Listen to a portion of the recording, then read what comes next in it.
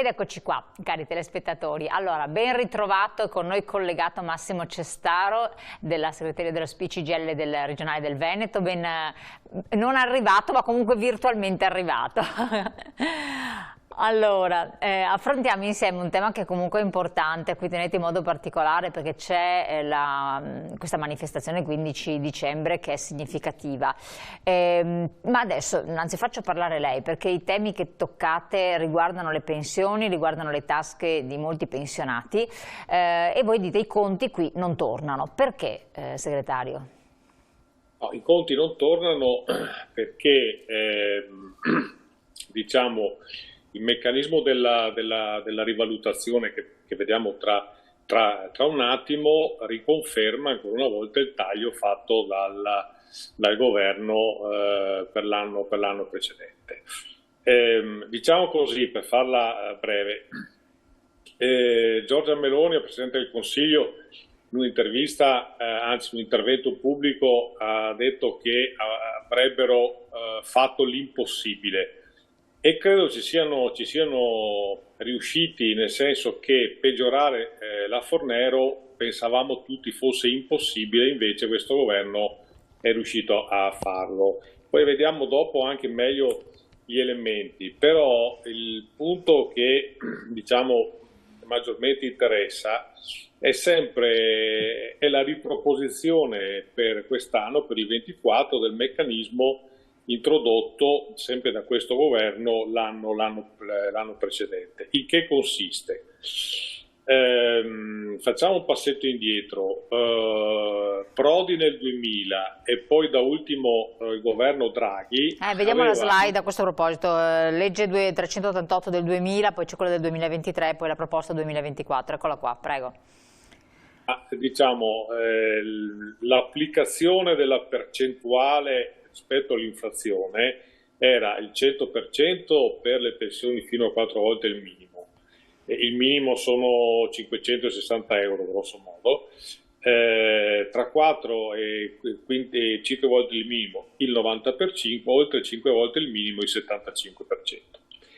Nella casella, nel grafico successivo per il 23 e per il 24 si vede invece che le percentuali sono 6, 100%, 85, 53, 47, 37 e 32 nel 23.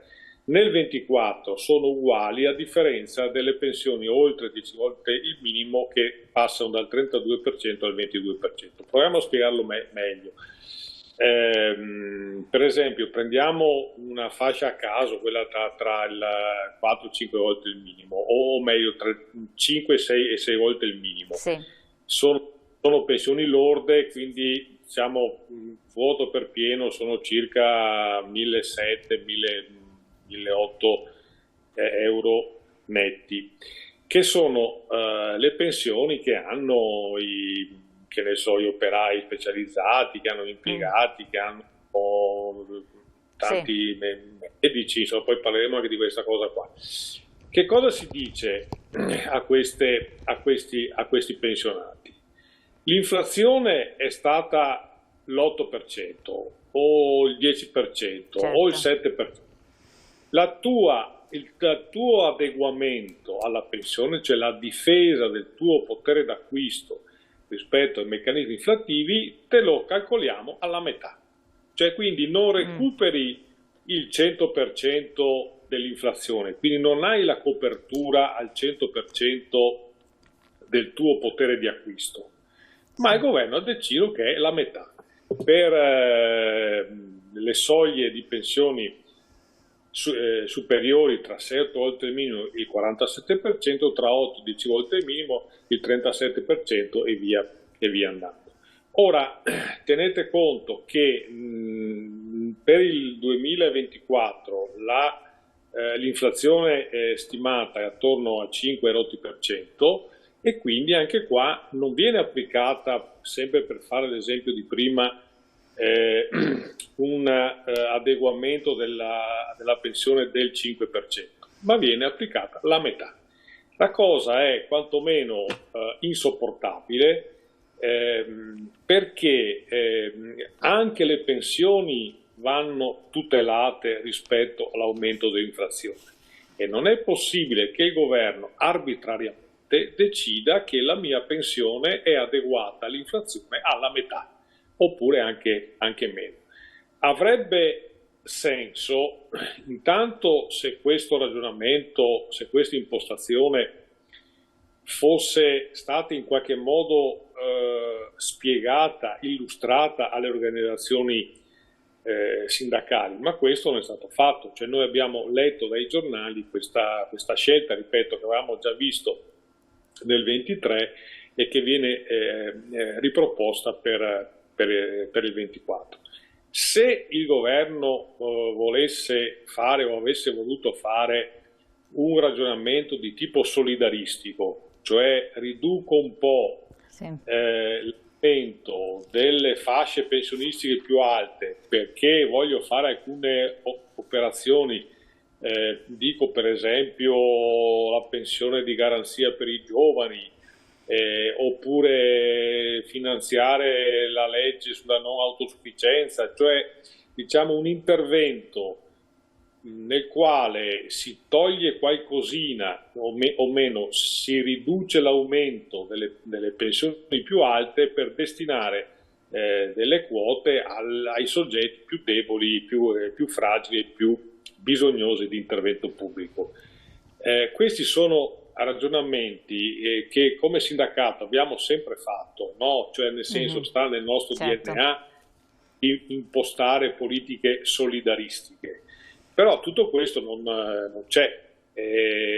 Nel 2023 le cose che abbiamo visto, diciamo a conclusione della manovra, abbiamo visto che poi i tagli alle pensioni sono andati a finanziare, diciamo, dei meccanismi di agevolazioni fiscali per gli autonomi, insomma un po' di cose che non hanno niente a che vedere con qualsiasi criterio di tipo solidaristico. Si vedono anche qua, abbiamo fatto alcuni esempi. Infatti andiamo avanti della slide, quella dopo e quella dopo ancora, dove si parla dell'effetto sulle pensioni e fate degli esempi, giusto? Quindi abbiamo 4-5 volte il minimo, importo pensione, quindi vediamo un attimo se lo possono mettere in onda dalla regia.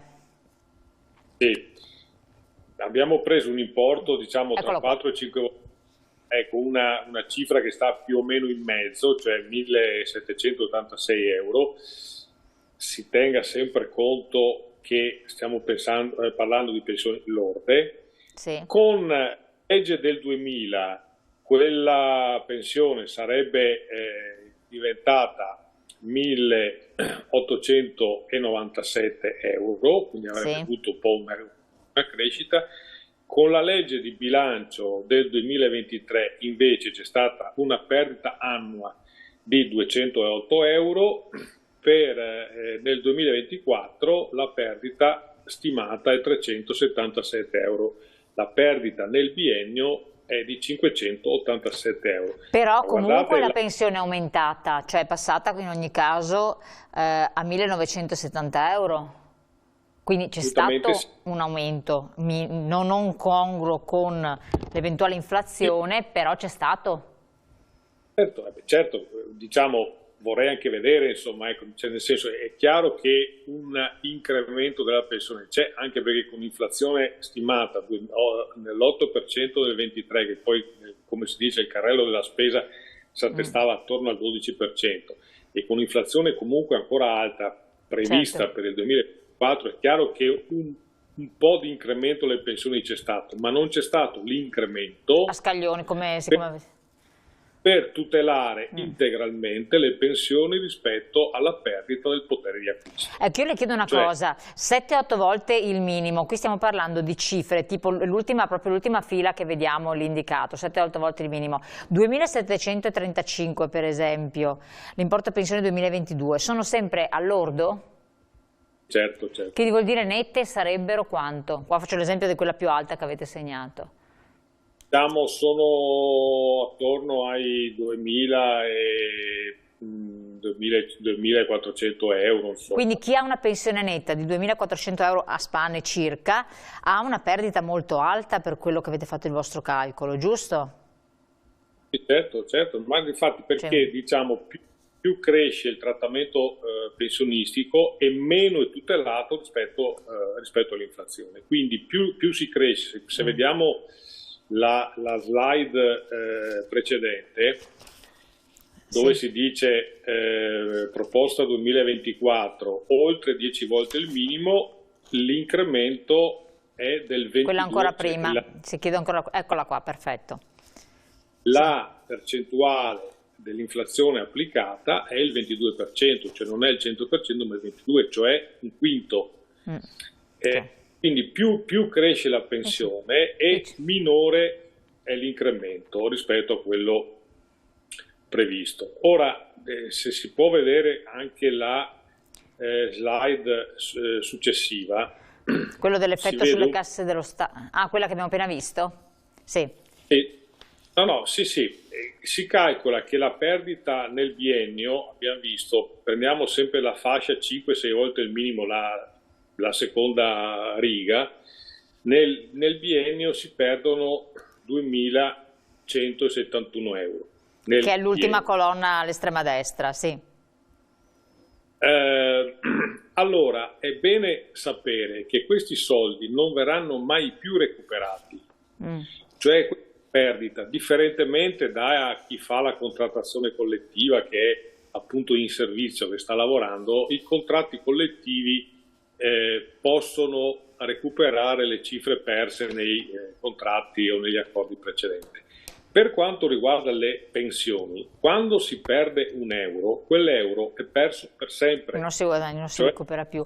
Ecco, la cosa interessante è anche che voi avete fatto un calcolo del risparmio, l'effetto sulle casse dello Stato, se vogliamo enunciarlo rapidamente, per cui si capisce anche la vostra azione.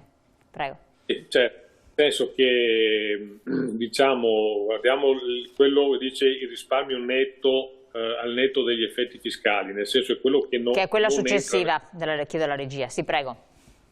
Quello che non entra nelle tasche delle persone sono stati 2 miliardi e 100 milioni nel 23, saranno oltre 4 miliardi nel 24 e la stima per il decennio 23-32 si calcola che ci sia un risparmio da parte dello Stato di 36 miliardi e 800 milioni. Certo, siamo in chiusura, segretario, quindi voi a questa manifestazione sperate di ottenere una protesta, perché se non altro, perché ormai alle acta est.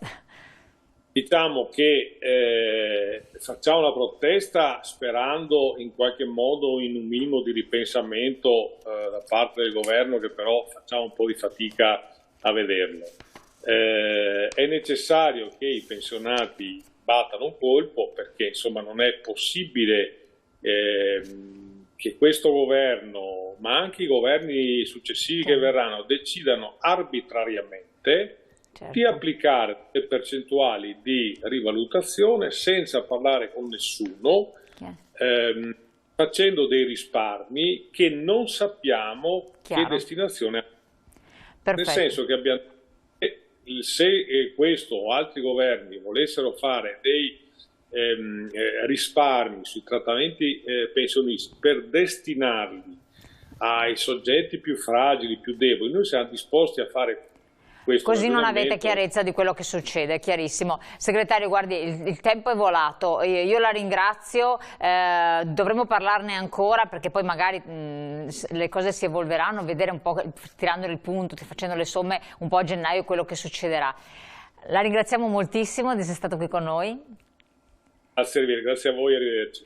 E buon lavoro naturalmente, perché con questo, facendo tutta una serie di valutazioni e di calcoli, riuscite anche ad aggiornare i nostri telespettatori su quello che sta succedendo, facendo un po' comprendere le situazioni. Grazie ancora, cari telespettatori, vi lascio alla pubblicità, ringraziamo lo SPI CGIL della collaborazione, poi ci rivediamo per le interviste dopo.